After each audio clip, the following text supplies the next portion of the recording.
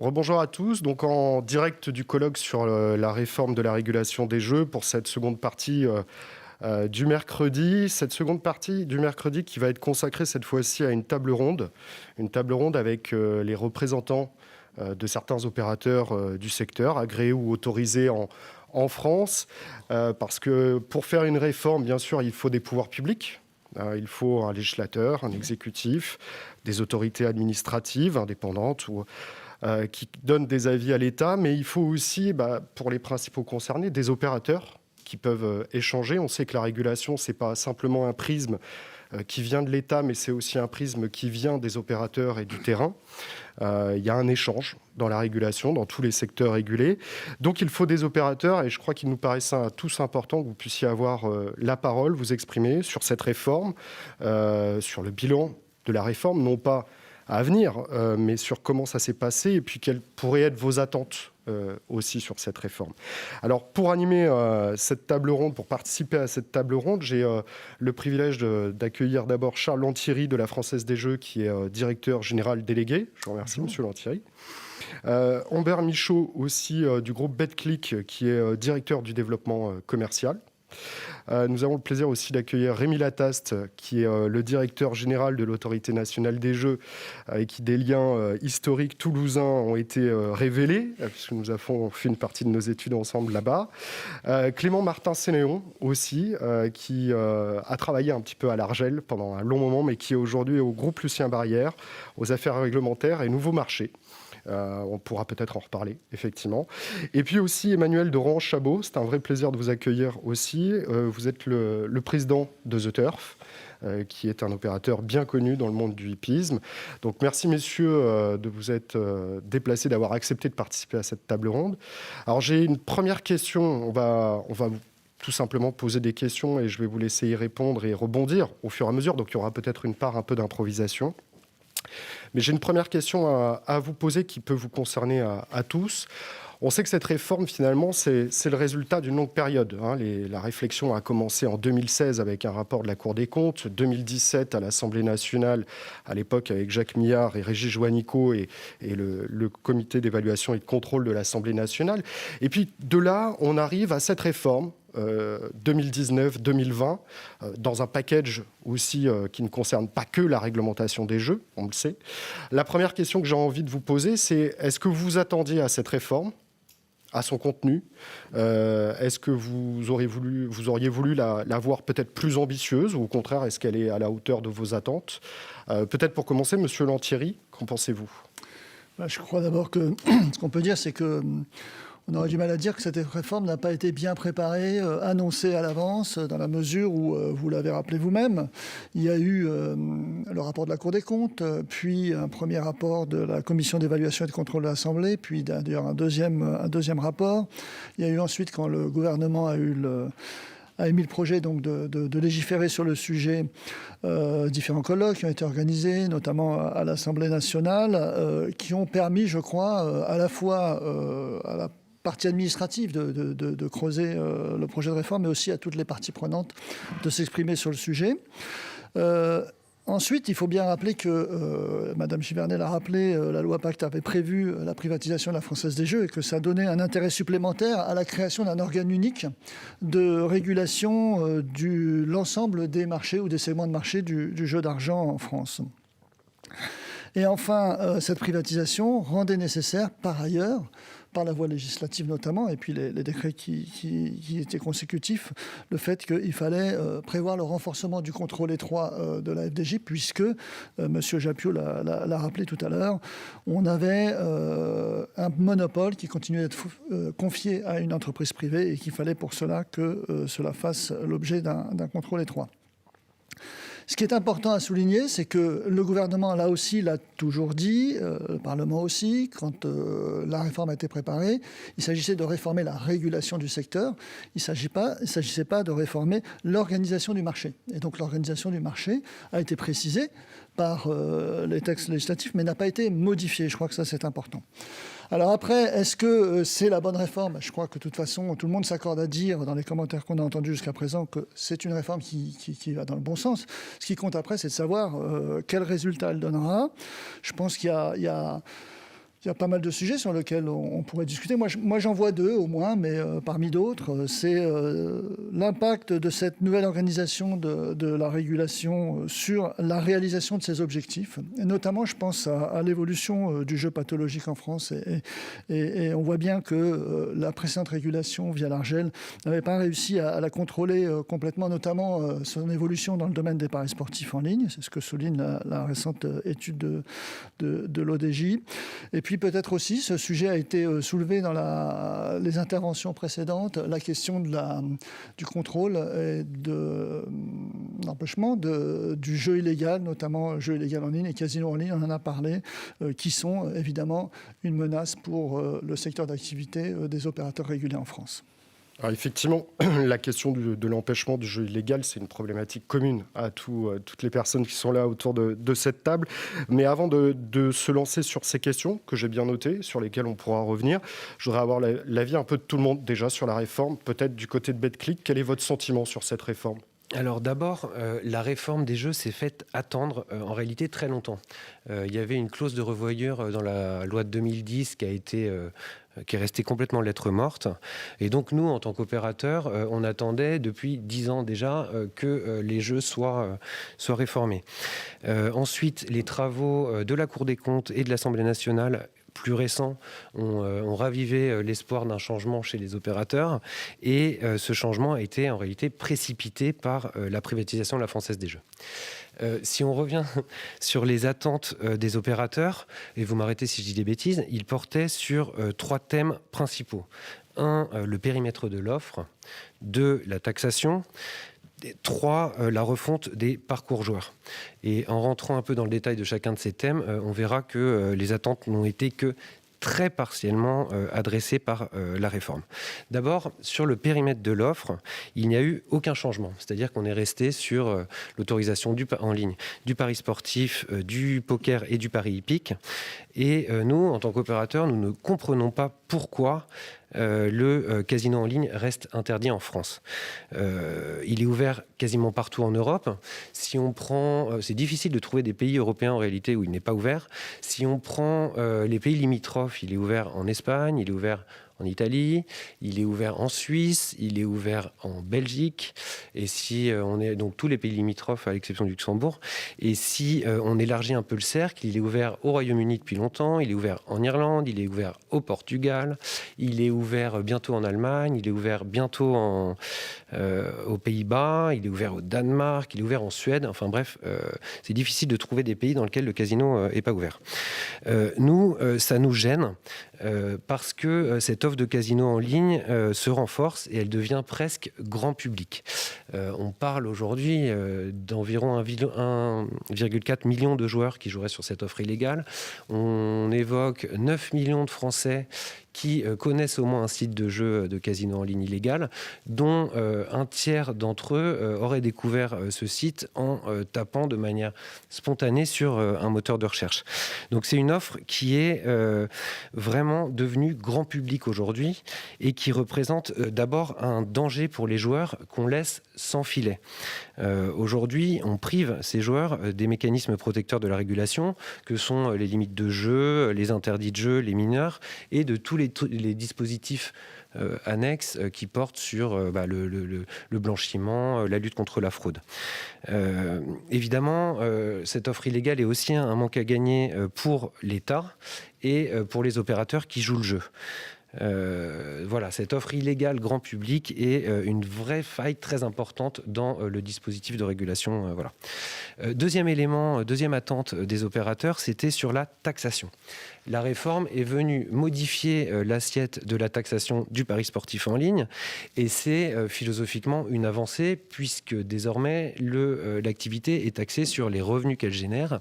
Ce qui est plus conforme au modèle économique des opérateurs. On regrette que l'assiette de la taxe du pari hippique et du poker n'ait pas été modifiée en même temps. On ne comprend pas non plus vraiment pourquoi. Et nous regrettons que la taxe soit aussi élevée. Bon, on aimerait tous payer moins d'impôts, c'est sûr, mais plus sérieusement, quand on prend le taux de 54,9%, quasiment 55%, c'est quasi confiscatoire. Le pays dans lequel l'assiette de la taxe du pari sportif est sur le PBJ la plus élevée, c'est l'Italie, avec 25%. Donc en France, on taxe le double du pays le plus élevé en Europe.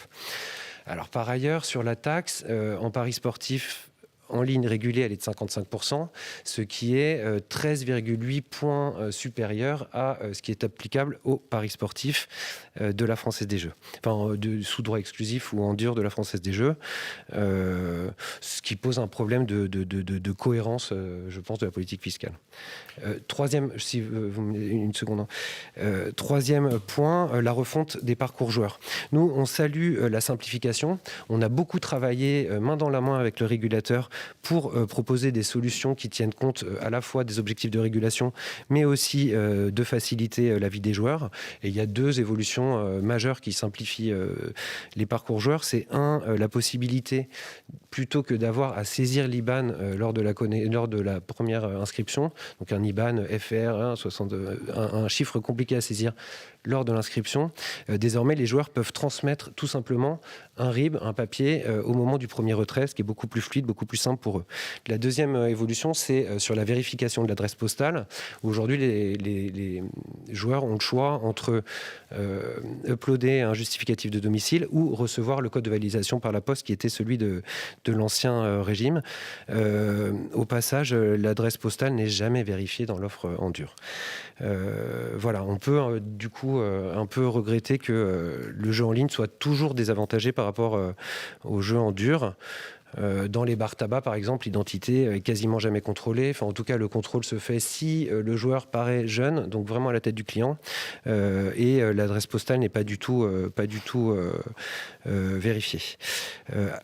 Au passage, donc les parcours joueurs, il y a de la simplification, mais il y a eu aussi une augmentation des contraintes. Le cadre jeu responsable dont parlait la présidente de l'ANJ tout à l'heure, et la transmission par les opérateurs d'un plan commercial détaillé chaque année qui est validé par l'ANJ. Le marketing est plus encadré. On doit désormais contrôler le fichier des interdits de jeu à chaque connexion. Il y a un nouveau modérateur de temps de jeu sur le poker. Et nous attendons un peu plus de contraintes sur la mise en valeur des messages obligatoires. Et on espère que l'ANJ le définisse en bonne intelligence. Merci, Monsieur Michaud. Vous avez fait une intervention extrêmement complète. Je crois que tout serait presque dit, peut-être pas quand même. Mais alors, avant de rebondir, encore une fois, je voudrais quand même qu'on finisse ce tour de table, qu'on ait un premier sentiment de chacun. Monsieur Martin Saint-Léon, pour le groupe Barrière, comment voyez-vous cette réforme ? Alors d'abord, je me félicite que les casinos soient autour de cette table, puisque jusqu'à présent, la régulation était tellement éclatée qu'il n'y avait pas du tout de convergence sur la façon de voir la régulation dans l'ensemble du secteur des jeux, notamment entre les opérateurs online, les monopoles et les casinotiers. Je ne parle pas des hippodromes, qui sont aussi des acteurs du jeu à prendre en compte. Donc déjà, la première chose, c'est qu'on se félicite d'être considérés au même titre que ces opérateurs, puisque l'objectif de ce changement de régulation est de donner de la cohérence à l'action publique pour que les mêmes règles puissent s'appliquer à des acteurs qui sont confrontés aux mêmes problématiques et aux mêmes logiques, même si, pour ce qui concerne les casinos, l'intervention de l'ANJ se circonscrit au jeu responsable et donc à nos obligations en matière de lutte contre l'addiction. C'est un premier pas dont nous nous félicitons et dont nous espérons qu'il sera prolongé. Et puis le fait de savoir que le SCCJ, le Service central des courses et jeux, et l'ANJ vont pouvoir communiquer sur des modalités de contrôle, etc. C'est pour nous un enrichissement, puisque plus on partage la façon de voir le marché et la façon de réguler les différents acteurs du secteur, plus la force publique sera cohérente et logique dans l'appréciation de ses missions. Donc ça, c'est le premier point. Le deuxième point, c'est qui nous semble très important, c'est que la mission de veille au développement équilibré des filières a été ajoutée à l'arsenal des missions de l'ANJ. Et si c'est important pour la filière des casinos, c'est qu'en ce moment, elle souffre particulièrement de la situation sanitaire, puisque des casinos sont fermés, ce qu'on regrette. Et donc, cette filière casino a besoin d'être soutenue. Peut-être juste pour rappel, c'est 45 000 emplois directs ou indirects qui sont liés au casino. Ce sont des stations touristiques et balnéaires qui sont souvent qui ont comme les casinotiers comme leur premier financeur et qui ont leur premier employeur. Et donc ça, c'est une vraie dimension sans doute nouvelle pour l'ANJ, c'est que la filière des casinos fait vivre un certain nombre de communes et c'est un point important, notamment au travers de la crise que nous vivons. Et le troisième point sur lequel j'ai envie d'insister et qui a été rappelé dans le détail par Humbert Michaud, c'est la façon et l'importance que l'ANJ aura dans la lutte contre l'offre illégale et notamment dans la lutte contre les casinos illégaux qui aujourd'hui prolifèrent et qui nous font beaucoup de mal. Et effectivement, la filière des casinos a besoin que l'ANJ l'épaule en ne créant pas sur Internet finalement un substitut à ce qu'on peut trouver dans les casinos terrestres avec des règles de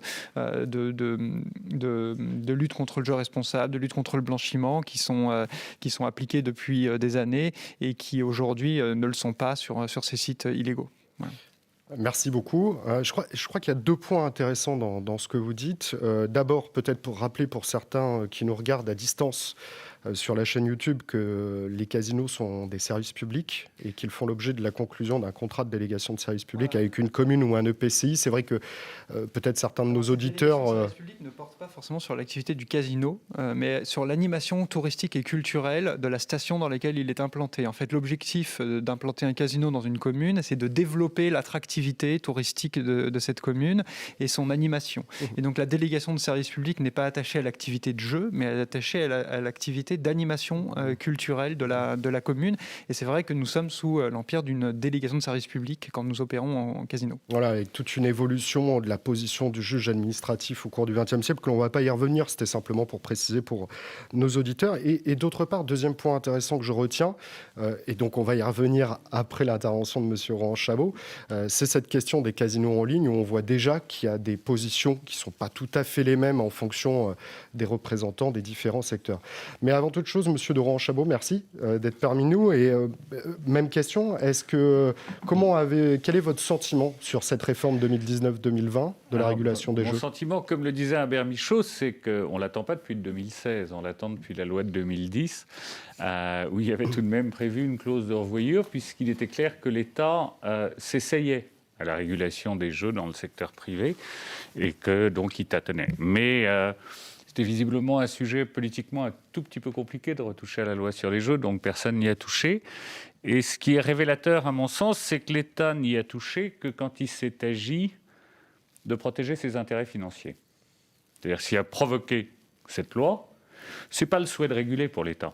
C'est l'obligation de faire passer la privatisation de la Française des Jeux de manière à peu près soft. C'est la question, excusez-moi, c'est la question que je voudrais vous poser. La loi de 2010... si on s'en souvient tous, a été prise peut-être un peu dans la précipitation, en tout cas selon les points de vue, parce qu'il y avait une Coupe du Monde de football, du pari en ligne, qui échappait au territoire national et à la taxation pour les impôts, enfin la taxation pour la France. Puis sans doute une pression européenne à cette époque-là. Aussi, même s'il y a des débats sur l'analyse exacte du droit européen et son influence. Et est-ce que la nouvelle réforme est le résultat d'un aussi grand empressement, parce qu'il y avait un package global à faire passer ? Oui. Il y avait une réflexion. Je veux dire, il y a un certain nombre d'organes de l'État qui ont une vraie réflexion, que ce soit la Cour des comptes, que ce soit à l'époque l'Argel, que ce soit le Parlement. Il y avait une réflexion pour regarder les imperfections et les aberrations de la réglementation issue de 2010. Mais l'État n'était pas du tout pressé de le faire. Ce qui a provoqué ce système, c'est la volonté de privatiser la Française des Jeux, et il apparaissait inconcevable de privatiser la Française des Jeux sans avoir la feuille de vigne, on va dire, d'une réforme plus générale de la politique des Jeux. Donc en fait, on voit bien que l'intérêt central de l'État, il est défendu par Bercy dans tout ce débat-là, à côté de tous les prétextes qu'on peut brandir, et que ce qui provoque les réformes, ce qui provoque les évolutions, c'est l'intérêt strictement financier de Bercy. C'est comme ça qu'on a eu une nouvelle loi, pas autrement. Donc vous pensez qu'il n'y aurait pas eu cette...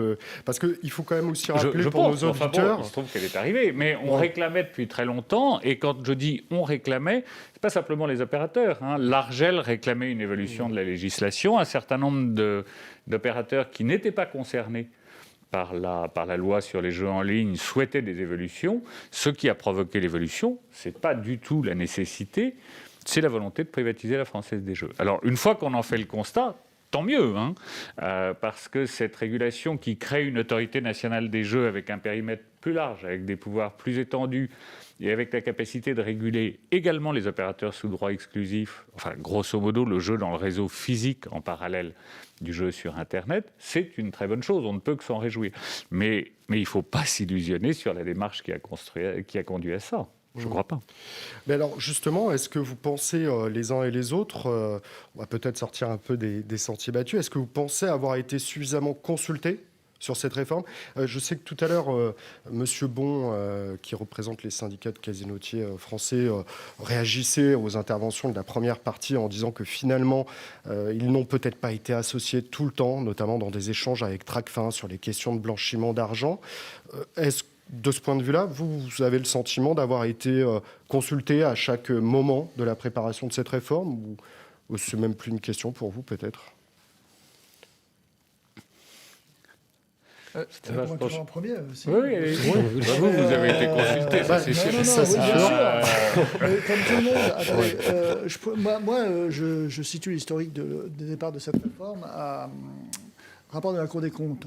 Ouais. Bon, la Cour des comptes a largement consulté. Ensuite, il y a eu l'émission de l'Assemblée nationale, donc de la Commission d'évaluation et de contrôle, qui ont aussi très largement consulté. Enfin, donc nous avons été consultés. Après, il en sort une réforme qui ressort du législateur et du pouvoir exécutif. Et pour le coup, c'est la réforme du législateur et du pouvoir exécutif. Donc, je pense que la concertation, elle a eu lieu. Après, chacun, à son aune, peut juger qu'il n'a pas été assez entendu. Mais je pense que le principe d'une consultation assez large a été assez largement mis en œuvre. De notre côté, nous, on estime aussi avoir été consultés. On a été consultés par la Cour des comptes, on a été consultés dans le cadre des travaux de l'Assemblée nationale, on a été consultés plusieurs fois par l'Argel. En revanche, on n'a pas vraiment été écoutés. Les principales attentes qu'on avait, encore une fois, c'était l'ouverture du casino en ligne, c'était la taxation et c'était la simplification des parcours joueurs. Et peu est sorti de la réforme. Je crois que ce qui était vraiment affiché à la base dans le projet de la loi Pacte, c'était la privatisation de la Française des Jeux. Et effectivement, c'était la colonne vertébrale de cette réforme. Donc, il est quelque part pas anormal que les changements de fiscalité n'ait impacté que les activités de la Française des Jeux et que les activités sur lesquelles la Française des Jeux n'était pas présente n'ont pas vu d'évolution de la fiscalité. C'est un bon exemple parce que c'est un exemple dans lequel on s'aperçoit de l'hétérogénéité du dispositif. L'assiette fiscale qui donc était parfois l'émise, parfois le produit brut des jeux, parfois un produit brut des jeux avec une définition différente et avec des taux différents. C'est au travers de cette analyse-là qu'on s'aperçoit qu'on est dans un bric-à-brac incroyable de divergence d'une filière à l'autre.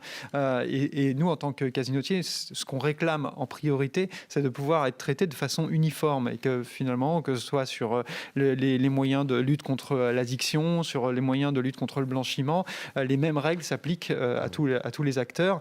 Et là, c'est en ça qu'on n'a pas vraiment été entendu, mais parce que c'était pas l'objectif initial de cette loi. C'était pas l'objectif d'uniformiser uniformiser la régulation sur le secteur des jeux. L'objectif, c'était de privatiser la Française des Jeux. Même si les rapports parlementaires condamnaient quelque part la posture historique française de construction brique à brique du secteur des jeux, avec cette hétérogénéité et ces distorsions d'obligations d'un opérateur à l'autre. Oui, c'est ce que disait un petit peu sur l'aspect leitmotiv de la réforme, ce que vous disiez, monsieur de Rohan-Chabot. D'ailleurs, peut-être on peut relever qu'au départ, dans le rapport de la Cour des comptes ou dans le premier rapport du CEC de l'Assemblée nationale, cette question-là n'était pas sur la table. La question, c'était de revoir finalement les règles de la régulation, ce qui m'amène forcément à une autre question. On sait que par le passé, lié à l'éclatement organique de la régulation, chaque secteur avait son régulateur ou même plusieurs, direct ou indirect. On avait finalement un cahier des charges qui était un peu différent à chaque fois, des objectifs certes à peu près communs, et d'ailleurs on les retrouve aujourd'hui dans la réforme, mais il y avait un peu un éparpillement des normes et des règles. Est-ce que vous pensez que de ce point de vue-là, le fait d'avoir créé une autorité unique, alors bien sûr avec la précision qu'elle n'est pas tout à fait unique, il y a des permanence de compétences sectorielles dans les ministères pour certaines activités, en particulier pour les casinos, mais pas que, pour la Française des Jeux, pour le hippisme.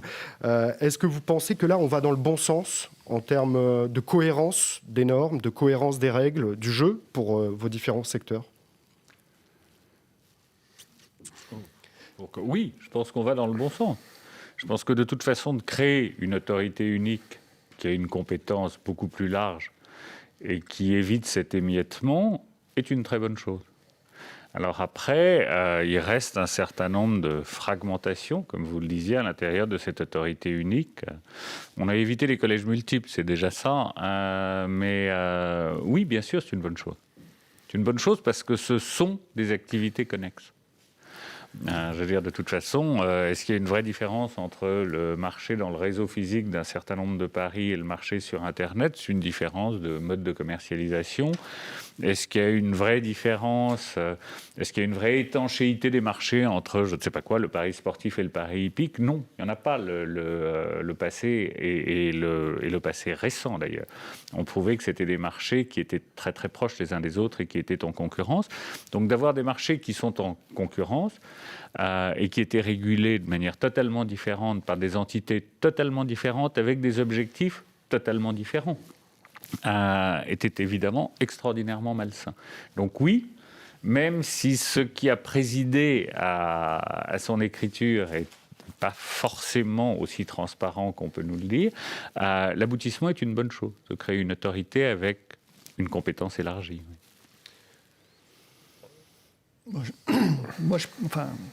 Bien sûr que la réforme met de la cohérence dans le dispositif, en tout cas dans son architecture globale. Moi, ce qui m'intéresse, à la limite, c'est pas tant de savoir si tout ce qui s'est passé dans le bon ordre, s'est bien passé, etc. C'est plutôt la façon dont ça va se passer dans l'avenir. Donc, notamment la façon dont l'ANJ, qui est investie de pouvoirs très larges, va mettre en œuvre la régulation. On a aujourd'hui la présidente de l'ANJ qui l'a dit à plusieurs reprises et qui a commencé à le mettre en œuvre, affirmer le principe de la concertation avec les opérateurs. Je pense que ça, c'est un principe extrêmement important. On pourra en reparler sur la manière dont ça s'organise, mais je crois que ce principe et les premières modalités de mise en œuvre de ce principe sont bons. Je crois que c'est très important qu'une régulation se construise entre le régulateur et les opérateurs régulés. Comment est-ce que l'ANJ va mettre en œuvre les nouveaux pouvoirs qu'elle a, notamment les nouvelles demandes qu'elle peut adresser, pour lesquelles qu'elle peut faire auprès des opérateurs. Je pense notamment à la question de la stratégie promotionnelle, qui est un sujet complètement nouveau pour tous les opérateurs, qu'ils soient en monopole ou en concurrence. Comment vont fonctionner les 3 commissions qui viennent juste de se mettre en place. Ensuite, on va avoir la question de l'équilibre des des filières, qu'est-ce que ça veut dire? C'est un sujet qui est quand même un petit peu compliqué à définir et qui en plus est de nature très différente de ce pourquoi la régulation est faite. La régulation, elle est faite d'abord pour répondre à des motifs impériaux d'intérêt général, comme dirait la Cour de justice de l'Union européenne, et avec trois critères principaux, qui sont des critères d'ordre public et d'ordre social, de protection du consommateur. L'équilibre des filières n'est pas en tant que tel ne justifie pas l'organisation du secteur et donc la régulation, même si le législateur a voulu, moi je dirais comme un élément de conséquence ou secondaire, mais pas comme un élément principal de la régulation, en tout cas sur le plan juridique. Le législateur a voulu le mettre en place. Donc comment est-ce que ça va se mettre en œuvre? Et puis il y a la nature de la régulation aussi. Je pense sincèrement, on l'a toujours dit à tous ceux qui ont travaillé sur le sujet, depuis la Cour des comptes jusqu'au gouvernement et au Parlement, la nature de la régulation d'opérateur en concurrence n'est pas la même dans sa pratique, sa modalité opérationnelle, que pour un opérateur en monopole. Si j'essaye presque caricaturalement simplifier, dans le domaine de la concurrence, on est beaucoup dans une logique de conformité, pas exclusivement, mais beaucoup dans une logique on émet des normes dans une logique de conformité. Dans la régulation d'un monopole, on est beaucoup plus dans une logique d'objectifs et de résultats. Et c'est d'ailleurs, d'une certaine manière, ce qu'a souligné Madame Hidou tout à l'heure quand elle a fait son intervention, même si elle ne l'a pas formulée comme moi. Alors, peut-être vous faites le lien avec une autre question que je voulais vous poser sur cette notion qui est consacrée dans la réforme, qui est cette notion d'équilibre des filières. Je vais vous en proposer juste en quelques mots une analyse et surtout n'hésitez pas à me contredire. Moi j'ai l'impression que dans cette notion, même qui n'est pas définie dans la réforme, qui est un peu vague, sur lesquelles on commence à réfléchir finalement presque a posteriori, ce qui peut être d'ailleurs un peu dommage, il y a un peu deux aspects. Il y a un aspect interne. Monsieur Laurent-Chabot, vous le disiez, même si vous êtes dans des secteurs qui paraissent cloisonnés, ce qui peut être décidé dans un secteur peut avoir une influence au moins indirecte sur d'autres. Alors ça, c'est peut-être une première question. Puis après, il y a la question externe, c'est-à-dire qui ne vous concerne pas, et on retombe sur cette fameuse question des casinos en ligne, on pourra parler de d'autres supports d'ailleurs, qui peuvent affecter l'équilibre économique d'une filière. Bon. Est-ce que déjà, est-ce que vous êtes d'accord avec cette analyse à propos de l'équilibre des filières? Est-ce que vous direz qu'il y a ces deux aspects ou est-ce que... L'équilibre des filières, c'est une notion qui existait déjà dans la loi de 2010, dont le respect a été confié récemment à l'ANJ. Moi, pour ma part, je trouve que c'est une notion assez floue. Quand je réfléchis à mes intérêts en tant qu'opérateur agréé de jeux en ligne privés, je pense à la fois le respect des contreparties qu'ont les opérateurs de droits exclusifs et l'équilibre des filières. Nous, on pense immédiatement quand même aux taxes différenciées appliquées sur l'offre de paris sportifs de jeux en dur et sur l'offre de paris sportifs en ligne régulés. On a du mal à savoir d'ailleurs quel est le poids de l'une et de l'autre dans la Française des Jeux. Je pense que c'est une communication financière qui est assez maîtrisée là-dessus.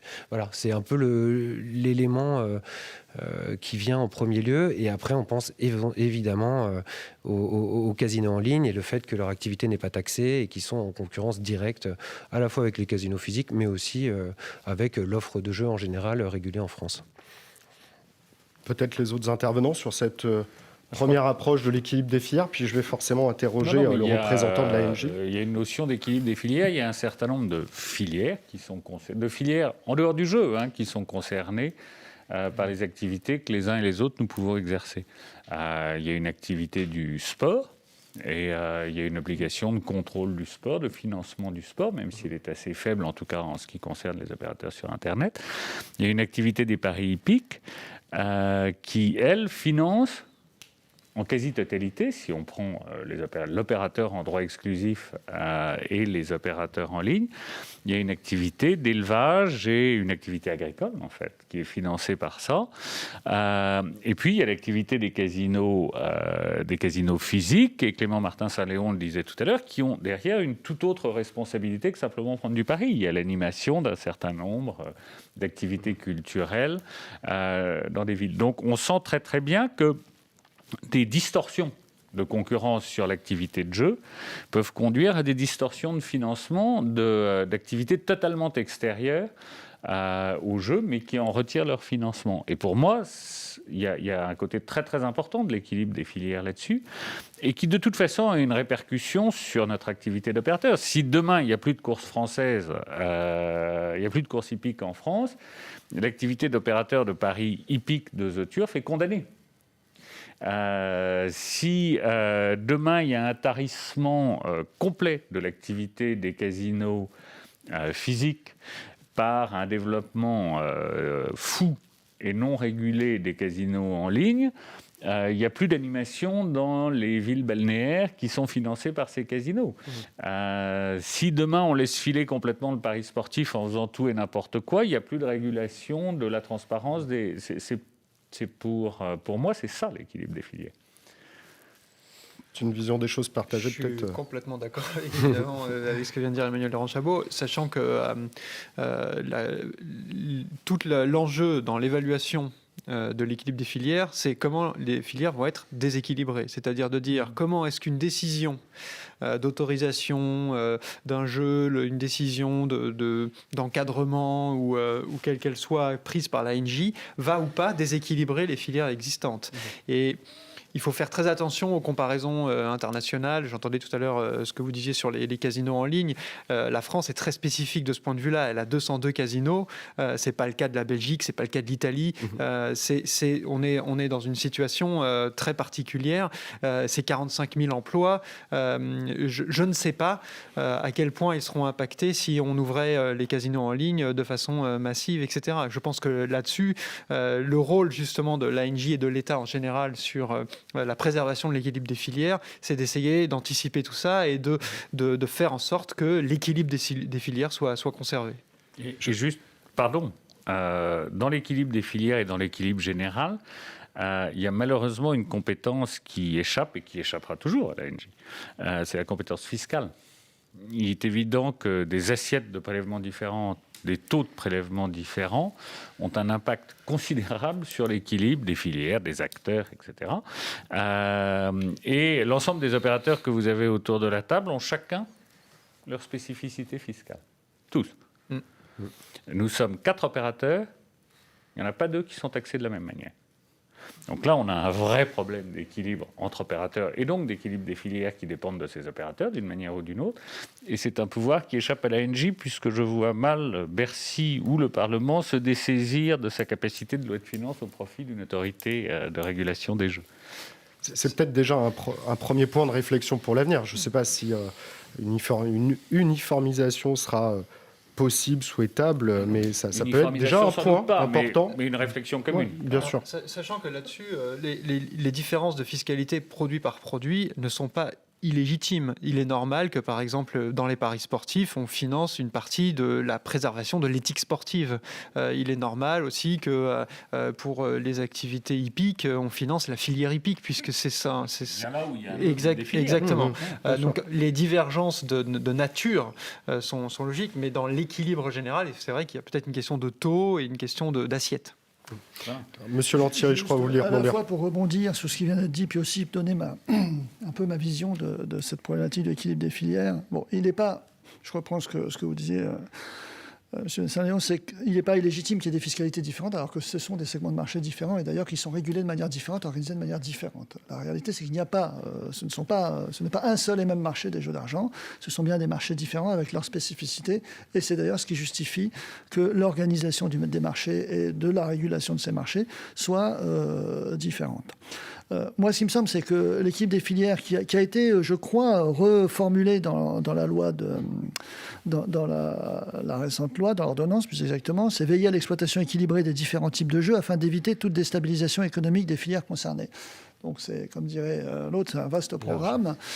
Mais moi, ce que je pense, c'est qu'à minima, ça doit être le contrôle du respect par l'ANJ, pour le coup, par les opérateurs concernés du champ d'activité que leur autorise la loi. Il s'agit de faire en sorte que chacun puisse exploiter le champ d'activité qui lui a été dévolu sans essayer d'aller sur d'autres secteurs d'activité. C'est la capacité, je rejoins ce que disait M. Doran-Chabot, de chaque filière de jeu de se développer harmonieusement, on pourrait dire. De ce point de vue, chacun a une filière à faire vivre, hein, les casinos, l'agriculture, enfin l'élevage, il y a le sport qui nous est commun, je dirais. Et pour la Française des Jeux, on a un réseau de 30 000 points de vente, hein, répartis sur l'ensemble du territoire, 11 000 communes, 53 000 emplois. Hein, c'est pas nous qui faisons ce calcul, pour le coup, ce sont des organismes extérieurs qui sont créés ou pérennisés. Donc on est dans des ordres de grandeur qui sont comparables, en tout cas pour ces trois filières. Et je crois que ce qui est important, c'est de faire en sorte qu'effectivement la régulation permette le développement normal, harmonieux, je dirais, à défaut d'autres termes, de cette filière. Je reviens sur l'affaire des casinos en ligne. Donc nous ne demandons pas leur autorisation, encore moins l'ouverture à la concurrence, parce que ce sont deux sujets différents par ailleurs. Hein. Le législateur pourrait prendre d'une manière ou d'une autre. Il pourrait dire que si je décide de l'ouvrir, c'est un monopole ou c'est la concurrence. Je remarque d'ailleurs qu'il y a des pays qui l'avaient ouvert à la concurrence et qui sont revenus en arrière pour remonopoliser parce qu'ils se sont rendus compte que les dégâts de santé publique étaient très, très importants. Par contre, la Norvège. Par contre, ce que je dis, c'est qu'il faut qu'on fasse attention. Et ça, c'est effectivement le rôle de l'ANJ, entre la régulation, on va dire, très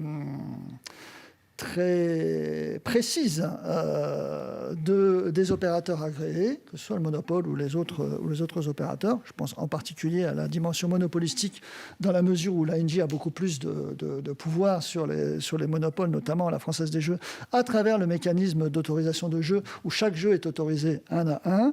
Donc cette régulation et le fait qu'elle n'a pas forcément tous les moyens de lutter contre le jeu illégal, les jeux de casino illégaux. Donc si on arrive, ce qui n'est pas du tout l'intention, je pense bien au contraire de l'ANJ, mais ça pourrait être dans le temps une évolution dramatique. Si on arrive à avoir une régulation qui est de plus en plus précise et forte, et je dirais qui pose des problèmes du point de vue du développement du secteur concerné, et à côté une difficulté à lutter contre le jeu illégal, c'est le jeu illégal qui gagnera. Ah bah oui. Je crois que ça nous réunit tous, si vous voulez.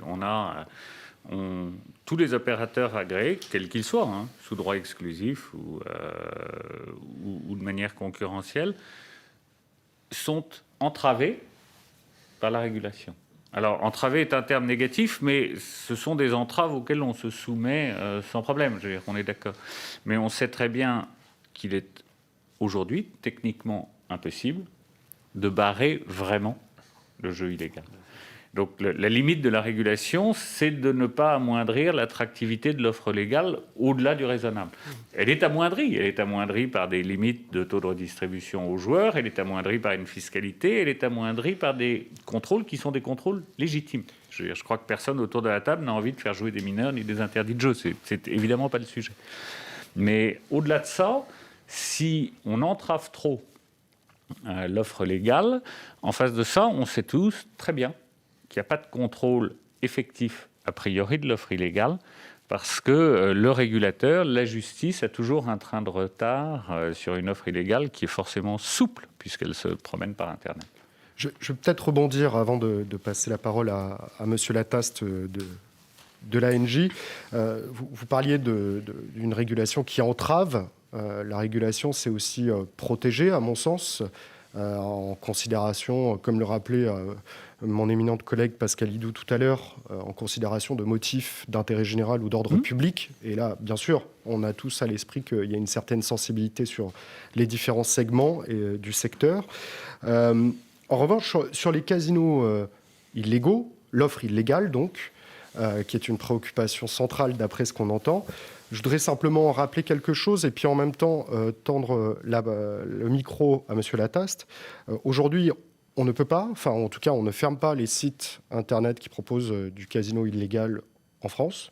Avant il fallait un VPN, maintenant...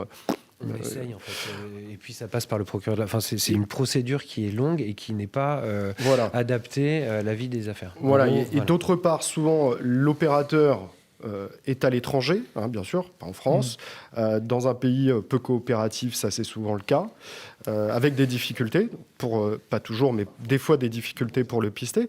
Et puis d'un autre côté, il y a l'aspect joueur. Qui peut-être pas au courant, ça c'était rappelé tout à l'heure, et qui aujourd'hui n'est pas non plus sanctionné. Alors est-ce que la question est pendante, vous l'avez compris, je n'ai pas dit qu'il fallait le sanctionner, mais je posais simplement la question.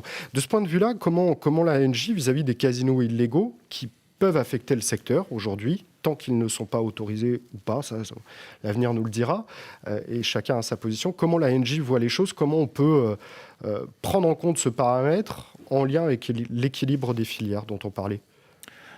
Bien, merci. Sur ces deux points, sur celui de la lutte contre l'offre illégale et la question de l'équilibre des filières, je ne vais évidemment pas aujourd'hui vous donner des réponses conclusives et définitives sur ces deux sujets qui sont des chantiers qui sont ouverts à l'ANJ chez nous, mais qui constituent clairement pour nous des priorités de réflexion et d'action dans les mois à venir. Peut-être je vais commencer, parce que ça me semble plus logique, par la question de l'équilibre des filières. Effectivement, pour nous, cette question est devant nous quant à saisir la substance et la consistance de cette notion. Effectivement, aujourd'hui, on se dit que l'équilibre des filières, c'est sans doute 4 questions qui sont posées. C'est effectivement la capacité des différents opérateurs à agir, vous l'aviez rappelé, dans l'espace de marché dans lequel ils se situent. C'est également le deuxième point, et je pense que la présidente de l'ANJ l'a déjà souligné, la capacité pour chacune des familles d'opérateurs et chacun des opérateurs de pouvoir se développer selon des objectifs de jeu récréatif au service d'un marché durable. Ça, c'est un élément qui est important, je pense, pour l'ANJ. C'est évidemment la réflexion, c'est le troisième point, qui est souvent des interactions qui se jouent entre les différentes filières pour avoir un équilibre global de marché et qui a nécessairement des impacts sur la réflexion de l'économie territoriale. Ça a été, je pense au casino, je pense également à la filière hippique, mais également l'économie qui est constituée par le réseau des détaillants. Et c'est enfin le dernier point vis-à-vis de l'extérieur, vous l'avez rappelé, et l'offre illégale.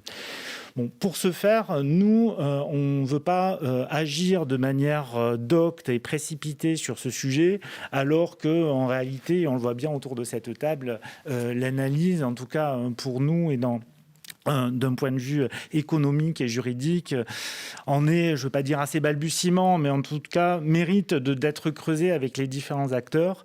Donc notre volonté, c'est de pouvoir lancer très rapidement, et la présidente l'a récemment annoncé, un groupe de travail autour de cette notion, pour pouvoir assez rapidement disposer d'une cartographie qui est partagée avec l'ensemble des acteurs et qui servira de boussole aux régulateurs, même si évidemment nous avons déjà un certain nombre d'idées, mais que nous ne souhaitons pas imposer, mais soumettre à la discussion, à la réflexion, dans l'esprit de concertation et d'échange qui est celui de l'ANJ. Sur le deuxième point, l'offre illégale. Alors, il y a, je crois, 2 points qui nous apparaissent importants. D'abord, il y a effectivement le bilan que l'on peut tirer de la politique actuelle contre l'offre illégale. Depuis avril 2019, la lutte contre l'offre illégale via l'ARJEL, l'ANJ, c'est-à-dire par le biais du tribunal de grande instance de Paris, c'est un peu plus d'une centaine d'ordonnances et c'est un peu plus de 320 sites bloqués. Donc, il y a déjà un bilan, une efficacité qui est reconnue au plan européen, une forme de modèle, mais on est tous d'accord pour dire que ce n'est pas suffisant et que ce n'est pas satisfaisant. Quand je dis ça, c'est nos différents collègues, homologues européens qui s'intéressent au dispositif français, mais c'est un dispositif qui est évidemment trop long, qui est trop cher et qui est trop décalé par rapport aux réels enjeux de l'offre illégale. Donc nous, aujourd'hui, et la présidente a échangé récemment avec le ministre du Budget sur ce sujet, nous, on souhaite ouvrir la réflexion réflexion sur se doter très rapidement de nouveaux outils pour être à la hauteur des enjeux. La présidente avait cité à l'occasion de son audition à l'Assemblée nationale la question d'un blocage administratif. C'est évidemment une voie qui doit être creusée et réfléchie et dans une vision très offensive de ce que peut être un blocage administratif.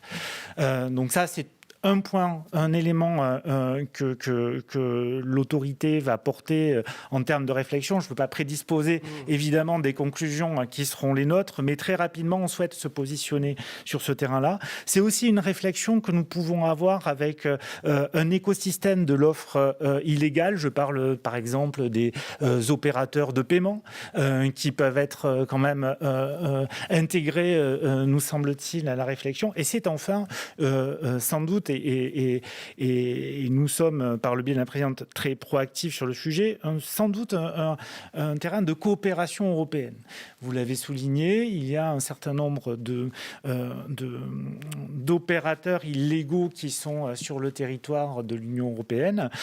C'est un sujet qui doit être posé sur la table et c'est une des raisons pour laquelle l'ANJ opère un retour assez actif sur la scène de la coopération européenne parce que ça fait partie des sujets forts. Donc très clairement, et je suis désolé de ne pas pouvoir apporter de réponse définitive à ces questions, mais très clairement, les deux sujets que vous avez cités, qui sont ceux de la lutte contre l'offre illégale et ceux de l'équilibre des filières, constituent nos priorités, non pas pour les 2-3 années à venir, mais pour les semaines et mois à venir, parce que nous les considérons à la fois comme la carte et les outils qui sont nécessaires à l'exercice de notre mission de régulateur. Je vous remercie. Alors après, je me permets juste de rebondir parce que c'est vrai qu'on parle d'offres illégales et on dirait qu'on laisse de côté l'aspect consommation, protection du joueur, qui est quand même la grande mission qui a été confiée à l'ANJ et qui réunit justement l'ensemble des secteurs. Faut bien rappeler que derrière l'offre illégale, il y a aussi la question de la protection du consommateur.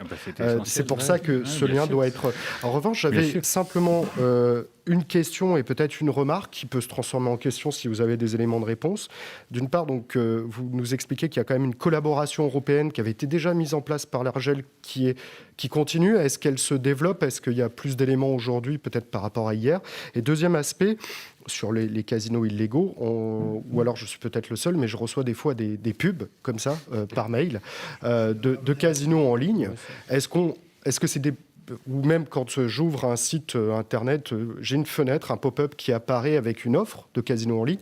Est-ce que typiquement, c'est déjà des premières mesures, des choses contre lesquelles on peut lutter et qui sont peut-être plus simples à régler? En tout cas, je suis universitaire, donc je suis néophyte. Sur la deuxième question, très clairement, ça fait partie pour nous des éléments de lutte prioritaires. Vous parlez de l'ouverture des pop-up et des sites en ligne qui foisonnent. Nous, ce qu'on souhaite, c'est pouvoir avoir une gamme d'outils qui nous permettent de neutraliser ces sites-là à la hauteur de leur profusion aujourd'hui. Et d'ailleurs, le point qui est central dans notre réflexion, vous citez la protection du joueur, c'est qu'aujourd'hui, à la fois, c'est très facile d'y accéder et c'est très facile de ne pas comprendre qu'on est sur un site illégal. Quand on lit, on a d'abord une présentation physique des casinos, on gagne, voilà. Et puis après, on a de manière factice le récit d'une offre qui a été autorisée par Bruxelles, ce qui n'est évidemment pas du tout le cas. Et puis on arrive sur tel casino que nous frappons d'interdiction, mais avec cette procédure-là qui est encore une fois beaucoup trop longue pour pouvoir traiter le sujet comme il se doit. Juste sur le blocage de l'offre illégale, on a bien regardé ce qui se fait à l'étranger. L'ARJEL et l'ANJ font déjà depuis longtemps des actions sur les communications, sur les affiliés qui font la promotion de cette offre. Il y a un outil qui est assez utile, qui marche bien, en tout cas, c'est la liste noire publique. On va publier des noms de sites ou des noms de marques qui sont interdits en France. Ça peut être de bloquer les URL de manière administrative, c'est-à-dire de manière plus rapide. rapide. Aujourd'hui, les ordonnances de blocage qui passent par la justice arrivent 3 mois plus tard. Moi, j'ai pas mal d'anecdotes où les gens nous expliquent jouer au basket avec les lettres reçues de la France, depuis différents pays. Il y a d'intervenir sur les paiements, ça c'est quelque chose qui serait vraiment superbe. Et une autre voie, ce serait de passer par les prestataires des sites de casino en ligne, c'est-à-dire les providers de casino. Aujourd'hui, les sites internet qui proposent du casino en ligne ne produisent pas leurs jeux tout seuls, ils font appel à des prestataires.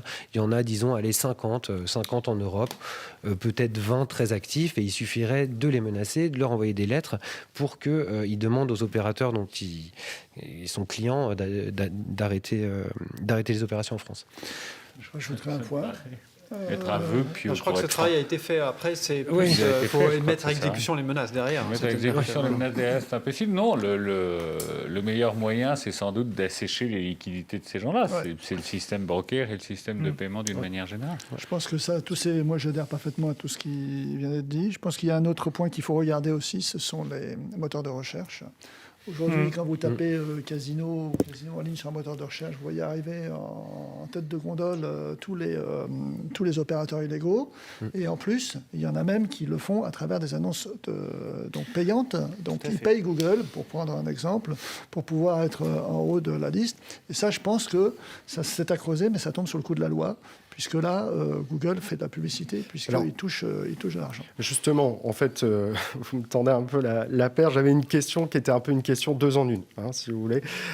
C'est forcément la question du rôle des GAFAM dans cette affaire. Vous en avez parlé.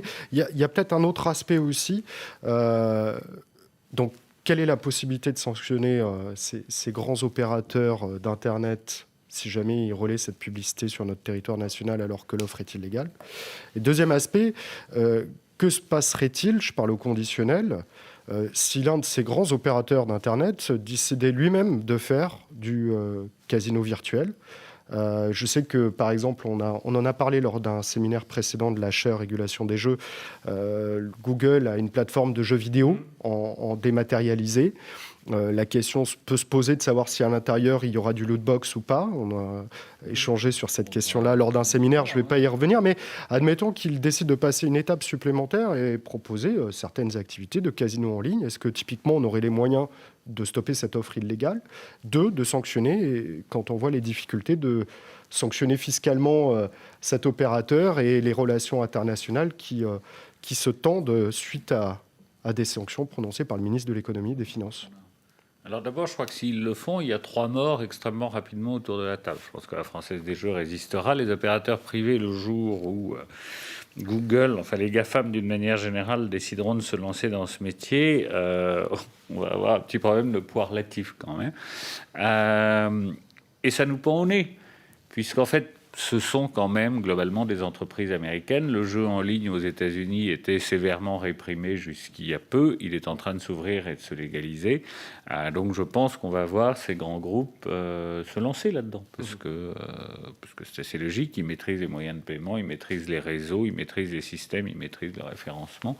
On va les voir y aller.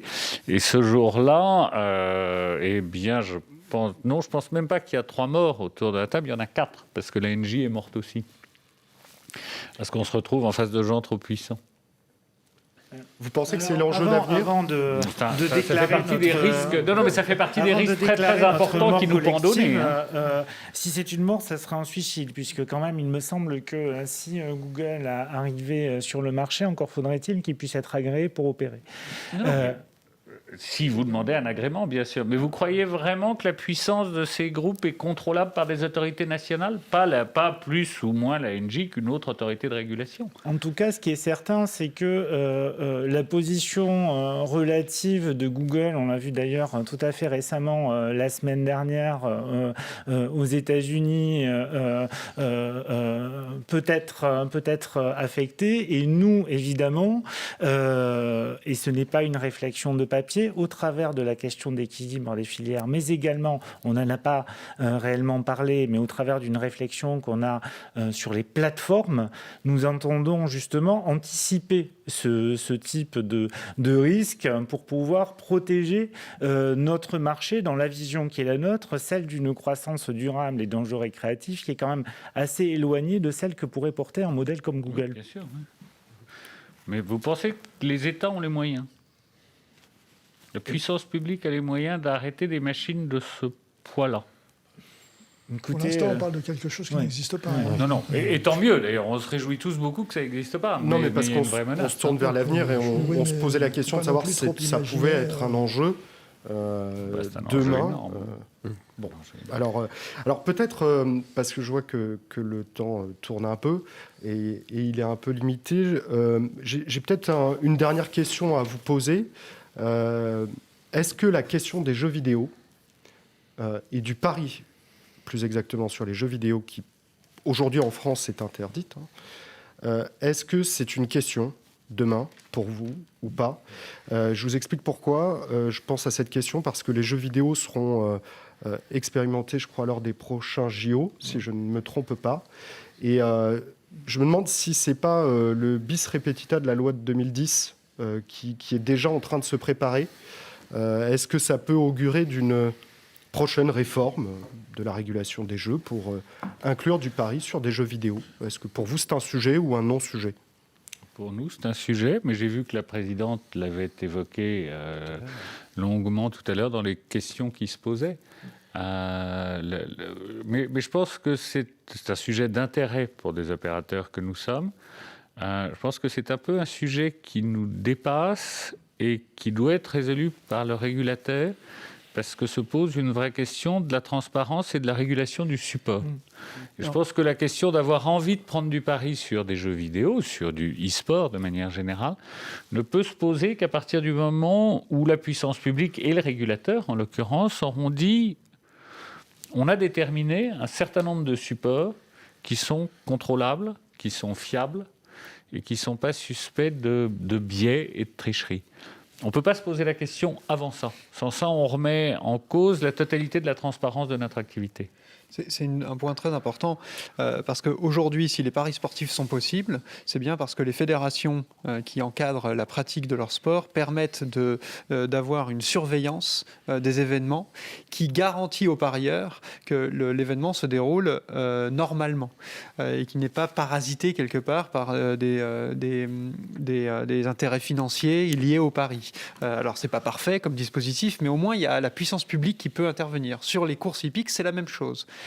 Et tant que ce cadre-là n'existe pas pour les compétitions de e-sport, et là où il y a une difficulté supplémentaire, c'est qu'il faut que les organisateurs de ces compétitions acceptent de se soumettre à ces règles d'organisation, acceptent d'ouvrir quelque part leurs portes pour qu'on s'assure que les compétitions soient suffisamment équitables et conformes à leurs règlements, pour qu'ensuite on puisse dire et se poser la question de l'organiser des paris sur ces compétitions. Mais en attendant, il est vrai qu'on voit bien qu'il y a une audience et une pénétration de ces compétitions de jeux vidéo qui est très forte, et le groupe Barrière participe à ça puisqu'on organise nous-mêmes un circuit de compétition dans l'e-sport, et c'est très important pour renouveler la population de notre clientèle, de savoir s'adresser à cette population des 18-35 qui est aujourd'hui très demandeuse de ce genre de produit. Peut-être du côté de Betclic ou de la Française des Jeux pour terminer, parce que le temps est un peu contraint, vous le savez. Est-ce que c'est un sujet ou pas? C'est un sujet dans la mesure où les paris sur le e-sport pourraient être une manière de dynamiser encore un peu plus notre offre et de s'adresser encore de manière un peu plus proche encore à notre cible. Après, c'est vrai qu'il n'y a pas vraiment de fédération, qu'il y a beaucoup de mineurs qui jouent et on ne sait pas exactement comment ça pourrait prendre forme. En tout cas, c'est un sujet compliqué. En tout cas, on s'y intéresse, oui, on suit ça de très près. On offre d'ailleurs des paris sur le e-sport dans les pays dans lesquels on est autorisé à le faire. Moi, je rejoins les commentaires qui ont été faits précédemment, c'est-à-dire que ça deviendra un jour ou l'autre une question, la question du pari sur le e-sport. Aujourd'hui, on n'a pas du tout les conditions pour permettre les paris sur le e-sport, dans la mesure où, effectivement, on n'a pas la garantie que ces compétitions ne sont pas manipulables, pour le dire comme ça.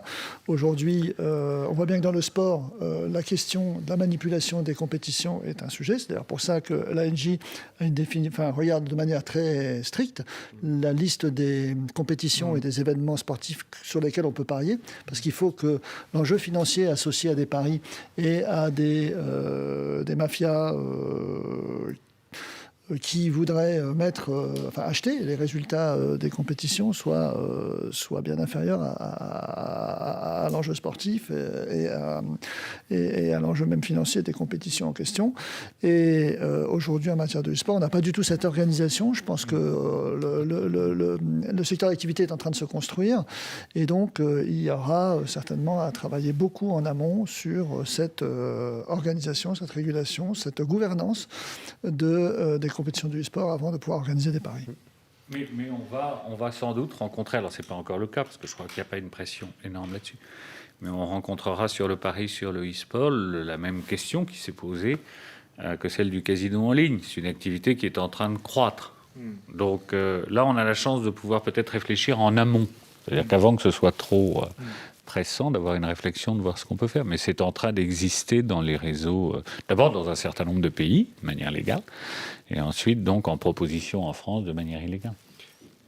Écoutez, messieurs, le temps de cette table ronde se clôture malheureusement, parce que les sujets sont passionnants et on pourrait en discuter pendant des heures.